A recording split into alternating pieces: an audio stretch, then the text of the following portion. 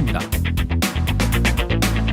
네, 국회가 어제부터 대정부 질문 시작했고요. 첫날 주제는 정치 분야였습니다. 여권 지리자셨죠? 국민의힘 최용도 의원 연결돼 있습니다. 안녕하세요, 의원님. 네, 안녕하십니까? 예, 오랜만에 뵙습니다. 네.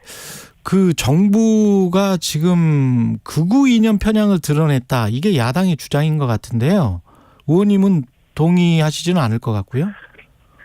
네, 어제 야당의 그 공세, 물론 뭐 야당이 늘 그래왔습니다만 좀 지나치지 않았나 생각을 합니다. 뭐 두 사람의 지지자가 성급하게 대통령 탄핵까지 운운했던 것은 상당히 뭐 정도가 아니라고 생각하고 있고요. 이게 제가 어제도 그래서 지금 이른바 이념 논란 중에 하나인 그 홍범도 장군의 흉상 문제에 대해서 저도 그 맥락을 좀 이야기를 했습니다만 이게 이렇게 야당에서는 이념 공세로 몰아붙이고 할 이런 문제는 아니라고 생각합니다. 사실은 이념이라고 하는 것은 특히 지금처럼 우리가 종전의 평안한 시대가 아니거든요. 북한의 핵 위협은 강화되고 있고 또 러시아는 우크라이나를 침공한 이후로 서유럽 전체가 좀 재편되고 있고 중국은 중국대로 또 대국 굴기 이후에 또 새로운 전람 외교까지 해서 종전과 다른 모습을 보이고 있지 않습니까? 그런 식의 국가 안보라든가 나라의 경제, 국가 또 국제 공급망은 또 재편되고 있고 이게 종전과는 완전히 다른 시기이기 때문에 국가적으로 우리가 어떤 위치를 지켜야 되고 어떤 외교적인 이런 노력을 해야 되는지를 진지하게 고민해야 되는데 이런 변화된 상황에 대한 성찰보다는 이걸 가지고 갑자기 뭐 대통령을 극우 유튜브로 몬다거나 하는 건 좀 지나치지 않나 좀 안타깝고 아쉬웠습니다. 이런 문제를 좀 진지하게 고민해야 되고 왜 우리가 지금에 와서 새로운 그 한미일의 지난번 캠프 데이비드 회담이 있었는지 또 여기에 대해서 북중론은 어떻게 하는지 또 우리는 어떻게 가야 되는지 그런 것들인데 이걸 지나치게 단순해서 대통령이 우파 이념이기 때문에 그렇다라고 하는데 변화된 세계에 대한 좀 진지한 토론과 성찰이 좀 필요한 것 같습니다. 그 한미일 그 협력이죠. 아직 동맹까지는 아니고요. 한미일의 그렇습니다. 견고한 협력과 관련해서 말씀을 하셨는데 그것과 홍범도 장군 흉상 이전하고는 관련이 없는 그렇습니다. 일이잖아요. 제가 어제 지적한 것도 정확히 바로 그런 이야기입니다. 이 홍범도 장군 이야기를 가지고 갑자기 우리 야권에서 극우 편향이다, 뭐 애국자라는 그게 아니고요. 홍범도 장군의 논란은 사실은 이 굉장히 긴 역사이고 어떻게 굉장히 안타까운 어떤 비극의 역사 중에 하나입니다. 결국 홍범도 장군은 러시아에서 당시 극동 즉 만주랑 간도랑 가까웠던 극동 지역에서 이제 처음에 무장 해제를 받아들이고 했는데 결국에는 소련에 의해서 강제 이주를 당합니다. 카자흐스탄에서 아주 불우한 노년을 보내고 하는데 근데 이게 지금 육사에서는 왜 이게 문제가 되냐면 육군사관학교 출신 장군들이 이제 육사란 것은 어떤 것입니까?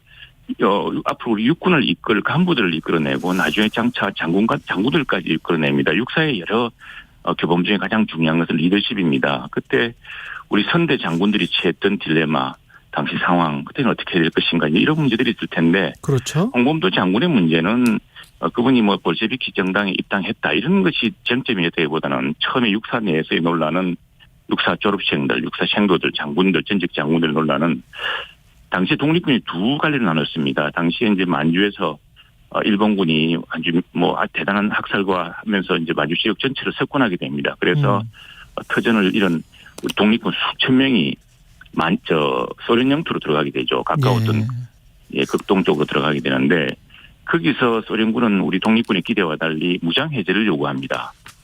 그런데 이제 무장 해제를 받아들일 것이냐 안 받아들일 것이냐 둘러싸고서 김자진 장군 같은 분들은 아예 그냥 간도로 돌아오고요.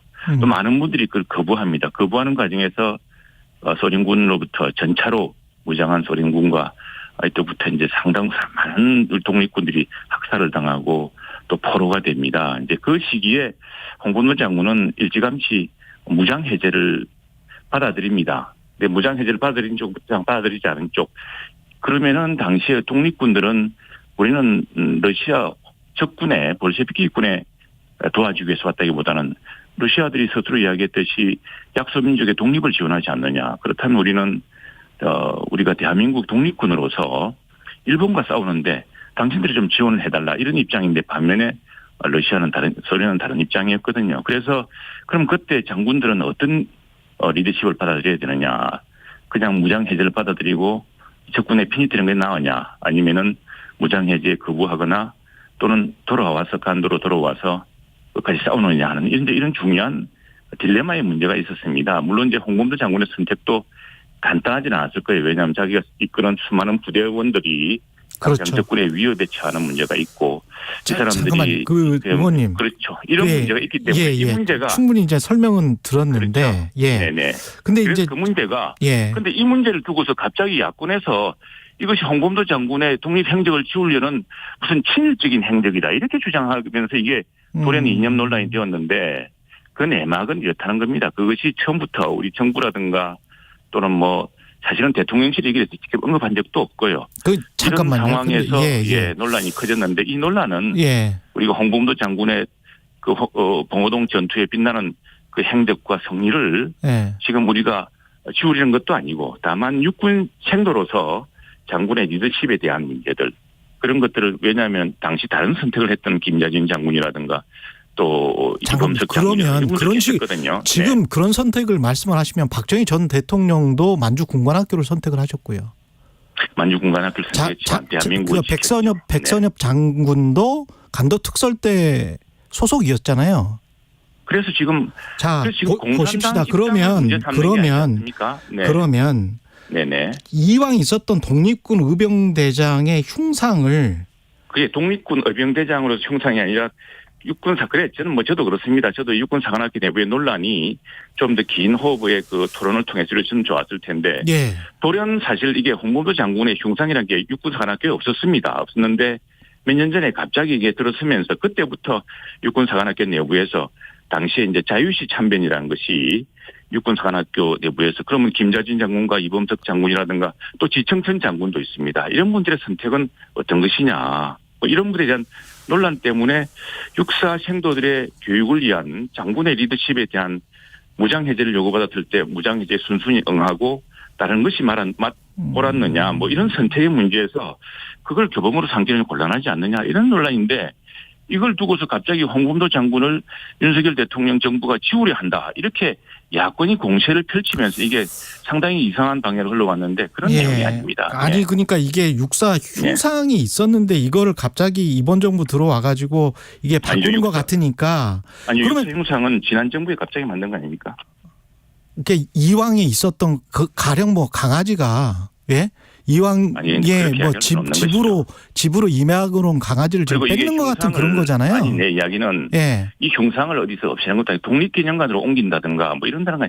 그러니까 육사 내부의 논란이 이게 충분한 내부 토론을 통해서 숙성되고 해야 되는데 이게 갑자기 야당에서 그냥 이걸 둘러싸고서 무슨 거구 공세를 펼치니. 이 맥락도 모르는 국민들은 당황할 수밖에 없는 것이죠. 절대로 그런 것이 아닙니다. 그리고 지금 최영도 의원님이 말씀하시는 그 내용을 잠깐만요. 아니 우리 충분히 말씀하셨어요. 박정희 장군이나 또 백선엽 장군이나 또는 이런 분들의 그분들이 지금 우리 홍범도 장군이 볼셰비키당에 가입할 수 없었던 그런 불가피한 사정이 있었지 않겠습니까 당시에. 왜냐하면은 자기가 이끄는 수많은 그럼 박정희 전 대통령 만주군관학교에 갈 수밖에 없는 특별한 사정이 있었습니까? 당신은 식민지였지 않습니까? 그러면 그때 만주군관학교에 간 사람이 얼마나 있습니까? 그런데 지금 100명도 안 될걸요? 아니 우리 최경 주장이 들어보세요. 의원님. 제가 질문을 드리잖아요. 제가 이야기를 하잖아요. 자, 그래서 우리가 홍범도 장군이 볼셰비키당에 입당한 사실을 지금 문제 삼는 게 아니라고 하지 않습니까? 그런데 지금 갑자기 왜 박정희 대통령 남로당에 가입했었죠. 당시에. 그 당시에 이념의 시대였지 않습니까? 그러나 그 선택에서 여순 반란 사건 당시에 사건에서 제가 남로당 이야기 안 했는데요. 제가 남로당 이야기 안 하고 만주군관학교 이야기를 했죠. 만주군관학교가 그래서 만주군관학교 할 때 당시에 만주군관학교 이 사람들이 다닐 때는 지금 이 역사적 시기를 봐야 됩니다. 지금 자유시 사변이라는 게 1920년 초에 있었던 일입니다. 그 만주군관학교를 그러면은 대한민국의 독립을 위해서 간 거예요? 아니면 일제 체제를 지키기 위해서 간 거예요?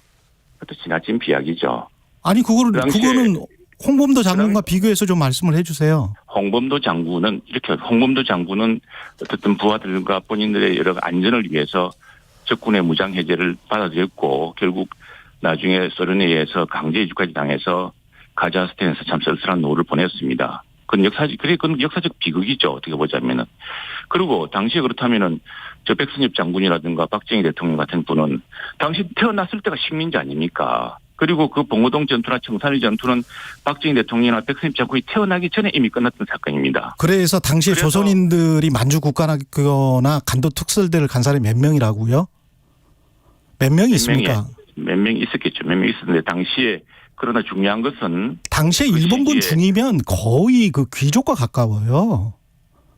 자, 그래서 당시에 전문가로서 공부를 해서 당시에 해서 나중에 결국에는 국가를 세우고 최종적으로 어떤 세상이 되는 다 공칠 과산 뭐 이런 게 있지 않습니까? 또 그리고 선과 후가 있는 것이고 그걸 봐야죠. 지금 그렇게 갑자기 제가 홍범도 장군에 대해서 홍범도 장군의 볼셰비키 입당이 문제가 되지 않는다고 하지 않습니까? 그런데 갑자기 왜 박정희 저기가 왜 나옵니까? 의원님, 그 하태경 국민의힘 의원이 어제 이렇게 나가면 국민의힘 내년 총선에서 홍범도 선거로 치러야 한다. 우리 망한다. 이렇게 지금 이야기를 하고 있는데. 제가 그래서 지금 홍범도 장군의 그 리더십 문제에 대한 이것은 좀 논란의 맥락이 달라졌고 지금 야권도 이렇게 지나치게 우리가 홍범도 장군의 독립 행적을 지우려고 한 것도 아니고 홍범도 장군의 그 빛나는 봉오동 전투를 누가 부인할 수가 있습니까? 그렇게 한다면 저부터 반대하겠습니다. 근데 그게 아닌데 지금 갑자기 야권에서는 아이 홍범도 장군을 지우려 한다고 이렇게 몰아붙이니 지금 저는 저로서 왜 당시 육군사관학교 내부에서 그러면 홍범도 장군, 김자진 장군, 이범석 장군, 지청청 장군의 행적에 대한 여러 토론이 있었고 이 토론에서 그렇다면 홍범도 장군의 선택이란 것이 그 당시에 독립영웅으로서는 뛰어났지만 듣겠습니다. 시간이 다 됐습니다. 네. 죄송합니다. 최영두 국민의힘 의원이었습니다. 참 지나치십니다. 2023 KBS 1라디오 연중기획